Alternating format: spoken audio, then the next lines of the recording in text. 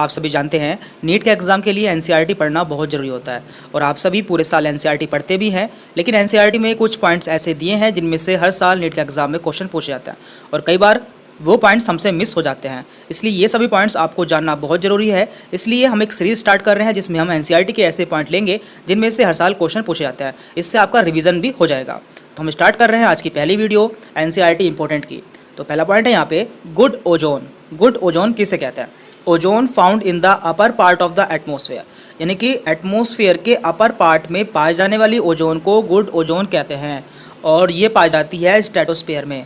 तो आपसे ये भी पूछा जा सकता है। देन इसके बाद है फाइटोफेगस। फाइटोफेगस ऐसे इंसेक्ट होते हैं जो कि प्लांट्स पर फीड करते हैं या प्लांट्स द्वारा अपना भोजन प्राप्त करते हैं। Insect which feed on plant, SAP and other parts of plant, और ऐसे इंसेक्ट की संख्या 25% होती है। इसके बाद है थर्ड पॉइंट अल्फा-1 एंटीट्रिप्सिन। तो ये एक ह्यूमन प्रोटीन है जिसका यूज़ एम्फिज़मा को ट्रीट करने में किया जाता है। एम्फिज़मा एक लंग डिसीज़ होती है जिसमें हमारी एल्वियोलाई डैमेज हो जाती है या उसमें इन्फेक्शन हो जाता है। दैन इसके बाद है GEAC। तो कई बार आपसे इसकी फुल फॉर्म पूछी जाती है। इसकी फुल फॉर्म होती है genetic engineering approval community. Then इसके बाद है biopiracy. Used bio resources by multinational companies without proper authorisation, यानी कि मल्टीनेशनल कंपनीज बिना प्रॉपर ऑथराइजेशन के किसी दूसरी कंट्रीज़ के बायो रिसोर्सेज यूज़ करती हैं, तो इस टर्म को बायोपायरेसी कहते हैं।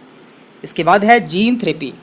First clinical gene therapy was given in 1990 to a 4-year-old girl with adenosine deaminase, यानी कि ADA डेफिशिएंसी, यानी कि पहली जीन थेरेपी 1990 में एक 4 साल की लड़की को दी गई थी जिसे कि ADA यानी कि एडिनोसिन डीएमिनेज की डेफिशिएंसी थी।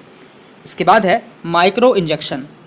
Recombinant DNA is directly injected into the nucleus of an animal cell, यानी कि इसमें रिकम्बिनेंट DNA को एनिमल सेल के न्यूक्लियस में डायरेक्टली इंजेक्ट किया जाता है।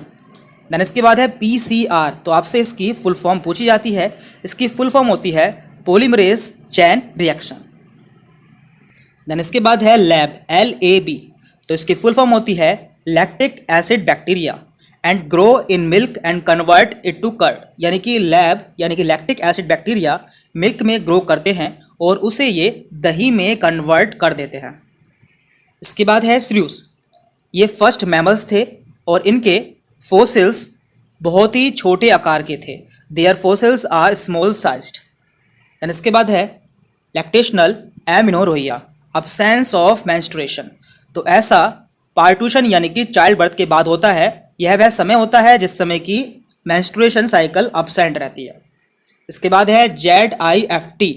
इसकी फुल फॉर्म होती है जाइगोट इंट्रा फैलोपियन ट्रांसफर।